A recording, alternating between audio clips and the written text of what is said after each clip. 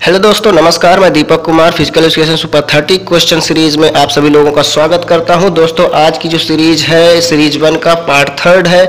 तो दोस्तों, आज का जो फिजिकल एजुकेशन का क्वेश्चन है बहुत ही ज़्यादा मोस्ट इंपॉर्टेंट क्वेश्चन है और आज ये शुरू करते हैं। आज का पहला प्रश्न है, स्पार्टा काल में कमज़ोर बच्चों को किस पहाड़ी से फेंक दिया जाता था। तो स्पार्टा काल में जो कमज़ोर बच्चे होते थे, जन्म लेते उनको किस पहाड़ी से फेंक दिया जाता था। बिल्कुल सही जवाब आपने बताया है। तो इसका करेक्ट आंसर है माउंट टॉयगेट्स पहाड़ी थी। ऑप्शन नंबर घ इस प्रश्न का सही आंसर है, माउंट टॉयगेट्स। अगला प्रश्न है, स्पार्टा काल के शिक्षा पद्धति को क्या कहा जाता था। स्पार्टा काल में जो शिक्षा पद्धति थी उसको क्या कहा जाता था। तो उसे कहा जाता था एगोग। ऑप्शन नंबर ग इस प्रश्न का एकदम करेक्ट आंसर हो जाएगा।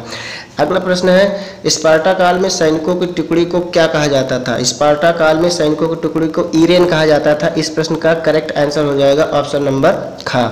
अगला प्रश्न है, खेल कूद व कुश्ती के विद्यालय को क्या कहा जाता था। खेल कूद और कुश्ती के विद्यालय को कहा जाता था पैलेस्ट्रा। ऑप्शन नंबर का इस प्रश्न का सही आंसर हो जाएगा। अगला प्रश्न है, संगीत के विद्यालय को क्या कहा जाता था। जो संगीत के विद्यालय हुआ करते थे प्राचीन काल में उनको क्या कहा जाता था। तो उनको कहा जाता था डिडास्केलियम। तो इस प्रश्न का सही आंसर हो जाएगा ऑप्शन नंबर ग। आइए देखते हैं अगला प्रश्न, शारीरिक शिक्षक को क्या कहा जाता था। जो फिजिकल एजुकेशन टीचर होते थे उनको क्या कहा जाता था। उनको कहा जाता था पाइडोट्राइन। इस प्रश्न का सही आंसर हो जाएगा ऑप्शन नंबर ग, पाइडोट्राइन।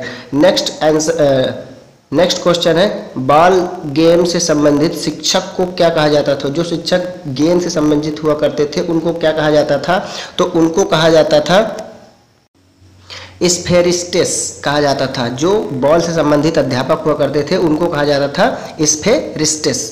तो इस प्रश्न का सही आंसर हो जाएगा ऑप्शन नंबर ख। तो दोस्तों, इसमें देख लीजिए जो एकोमिस्टिस है इसको जैवलिन जो उससे संबंधित अध्यापक होते थे उनको कहा जाता था एकोमिस्टिस। और एगोग जो है वहाँ की शिक्षा प्रणाली का नाम था डिडास्केलियम। आप पिछले क्वेश्चन में पढ़ चुके हैं। संगीत के जो विद्यालय हुआ करते थे उनको कहा जाता था डिडास्केलियम। तो आइए देखते हैं अगला प्रश्न। अगला प्रश्न है, जैवलिन से संबंधित शिक्षक को क्या कहा जाता था। जो जैवलिन से संबंधित अध्यापक टीचर हुआ करते थे उनको क्या कहा जाता था। उनको कहा जाता था एकोमिस्टिस। यानी कि ऑप्शन नंबर ग इस प्रश्न का सही आंसर हो जाएगा। दोस्तों, अगर वीडियो पे आप नए हैं तो चैनल को सब्सक्राइब बिल्कुल करना मत भूलिएगा और वीडियो को लाइक कीजिएगा, शेयर कीजिएगा, कमेंट करके बताइएगा आपको ये वीडियो कैसी लगी। आइए देखते हैं अगला प्रश्न। इस काल में पान हेलेनिक खेल के अंदर कौन कौन से खेल शामिल किया जाते थे। जो पान हेलेनिक खेल होते थे इनके अंदर कौन कौन से खेल को शामिल किए जाते थे। तो इनमें 4 खेलों को शामिल किया जाता था। एक होता था ओलंपिक, एक होता था स्थिमियन, एक होता था पाइथियन, एक होता था निमियन। तो इन 4 खेलों को शामिल किया जाता था और इनको कहा जाता था पान हेलेनिक खेल। तो इस प्रश्न का करेक्ट आंसर हो जाएगा ऑप्शन नंबर का। आइए देखते हैं नेक्स्ट क्वेश्चन। किस काल को शारीरिक शिक्षा तथा खेलों के लिए स्वर्ण काल कहा जाता था। जो फिजिकल एजुकेशन का स्वर्णिम युग कहा जाता था उसे कहा जाता था उत्तर एथेंस काल को। तो इस प्रश्न का करेक्ट आंसर हो जाएगा ऑप्शन नंबर घ। आइए देखते हैं नेक्स्ट क्वेश्चन।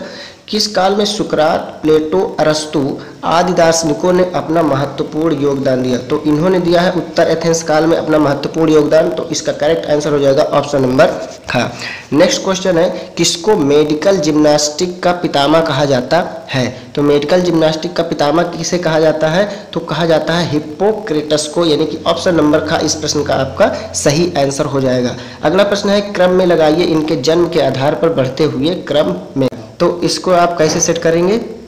आपको बताना है कि इसमें पहले किसका जन्म हुआ, उसके बाद किसका जन्म हुआ और उसके बाद किसका जन्म हुआ, यानी कि आगे बढ़ते हुए। तो ठीक है, इसमें एक ट्रिक है जो आप लोग याद कर लीजिएगा, नोट कर लीजिएगा कहीं पे। उसको बोलते हैं स्पा, यानी कि SPA। ठीक है, स्पा। इस ट्रिक को आप याद रखेंगे तो आप बिल्कुल कभी नहीं भूलेंगे। तो इस यस से होता है सुकरात और पी से होता है प्लेटो और ए से होता है अरस्तु। आप देख लीजिए ये कौन से ऑप्शन में है। इसका करेक्ट आंसर हो जाएगा ऑप्शन नंबर ख। यस से सुकरात, पी से प्लेटो, ए से अरस्तु। ठीक है, तो इस प्रश्न का सही आंसर हो जाएगा ऑप्शन नंबर ख।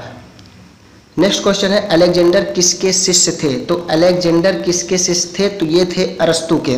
तो इसका करेक्ट आंसर हो जाएगा ऑप्शन नंबर ग। अगला प्रश्न है, फादर ऑफ हिस्ट्री किसे कहा जाता है। तो फादर ऑफ हिस्ट्री कहा जाता है हेरोडोटस को। इस प्रश्न का सही आंसर हो जाएगा ऑप्शन नंबर ग। अगला प्रश्न है, वेद व्यास के वेदों की तुलना यूनान के किस गुरु से की जाती है। तो जो वेद व्यास के वेदों की तुलना है उसकी तुलना किस गुरु से की जाती है? तो उसकी तुलना की जाती है होमर से। ऑप्शन नंबर का इस प्रश्न का सही आंसर हो जाएगा। नेक्स्ट क्वेश्चन है, रोम काल में कौन सा मेडिकल स्टूडेंट था जिसने एक्सरसाइज तथा डाइट के बारे में लोगों को बताया? एक्सरसाइज के बारे में और डाइट के बारे में लोगों को बताया वह कौन सा मेडिकल स्टूडेंट था जो रोम काल का था? तो यह कौन था? गैलन था। तो गैलन ने ही बताया था एक्सरसाइज और डाइट के बारे में लोगों को। तो इस प्रश्न का सही आंसर हो जाएगा ऑप्शन नंबर द। अगला प्रश्न है, इस काल में यानी कि रोम काल में हायर लेवल विद्यालय को क्या कहा जाता था? तो रोम काल में हायर लेवल विद्यालय को कहा जाता था school of rater. School of rater कहा जाता था। ऑप्शन नंबर घ इस प्रश्न का सही आंसर हो जाएगा। अगला प्रश्न है, इस काल में यानी कि रोम काल में तलवार युद्ध कहाँ होता था? तो रोम काल में तलवार युद्ध कहाँ होता था? एम्पी थिएटर्स में। तो एम्पी थिएटर यानी ऑप्शन नंबर का इस प्रश्न का सही आंसर हो जाएगा। अगला प्रश्न है, कॉलेजियम थीम ऑफ बात कहाँ पाया जाता था? यानी कि थीम ऑफ बात कहाँ पाया जाता था? तो ये पाया जाता था रोम में। ऑप्शन नंबर का इस प्रश्न का सही आंसर हो जाएगा। जर्मनी के गट्समथ विद्वान ने कौन सी 2 किताबों पर कार्य किया है? ठीक है, ये जर्मनी के निवासी थे और उनका नाम था गट्समथ। ये विद्वान भी थे और इन्होंने 2 किताबों पर कार्य किया है। वो कौन सी किताब है? एक तो है जिम्नास्टिक फॉर द यंग और दूसरा है द गेम्स, यानी कि ये दोनों है। यानी कि ऑप्शन नंबर ग इस प्रश्न का सही आंसर हो जाएगा, जिम्नास्टिक फॉर द यंग और गेम्स। अगला प्रश्न है, किस व्यक्ति ने शारीरिक शिक्षा को जर्मनी में राष्ट्रीय एकता का जरिया बताया है? तो वो कौन से विद्वान थे जिन्होंने जर्मनी में राष्ट्रीय एकता का जरिया फिजिकल एजुकेशन को बताया है? इस प्रश्न का करेक्ट आंसर हो जाएगा फ्रेडरिक रिचविक जॉन। ऑप्शन नंबर का इस प्रश्न का सही आंसर हो जाएगा। नेक्स्ट क्वेश्चन है, जर्मन में किस विद्वान ने टर्नवेरियन मूवमेंट की शुरुआत की थी? तो टर्नवेरियन मूवमेंट की शुरुआत किसने की थी? लुडविग जान ने की थी। इस प्रश्न का सही आंसर हो जाएगा ऑप्शन नंबर घ लुडविग जान। अगला प्रश्न है, जर्मनी में किस विद्वान को आधुनिक कालीन शारीरिक शिक्षा का पितामह कहा जाता था? आधुनिक कालीन शारीरिक शिक्षा का पितामह जर्मनी में किस विद्वान को कहा जाता है? तो उसे कहा जाता है जे.बी. वेशरो को कहा जाता है। ऑप्शन नंबर ग इस प्रश्न का सही आंसर हो जाएगा। अगला प्रश्न है, किस काल में शारीरिक शिक्षा तथा खेलों के लिए स्वर्ण काल कहा जाता था? तो किस काल को कहा जाता था? ये रिपीटेड क्वेश्चन है। ऑप्शन नंबर घ इस प्रश्न का सही आंसर हो जाएगा उत्तर एथेंस काल। अगला प्रश्न है, जर्मनी के गट्समथ नामक विद्वान द्वारा कौन सी 2 किताबों पर कार्य किया गया है? तो जिम्नास्टिक फॉर द यंग और खेल। इस प्रश्न का सही आंसर हो जाएगा ऑप्शन नंबर ग। अगला प्रश्न है, स्पार्टा काल में कमजोर बच्चों को किस पहाड़ी से फेंक दिया जाता था? तो स्पार्टा काल में किस पहाड़ी से फेंक दिया जाता था बच्चों को? तो इसका करेक्ट आंसर हो जाएगा ऑप्शन नंबर घ माउंट टॉयगेट्स। अगला प्रश्न है, स्पार्टा के शिक्षा पद्धति को क्या कहा जाता था? तो स्पार्टा काल की जो शिक्षा पद्धति थी उसे कहा जाता था एगोग। इस प्रश्न का सही आंसर हो जाएगा ऑप्शन नंबर ग एगोग।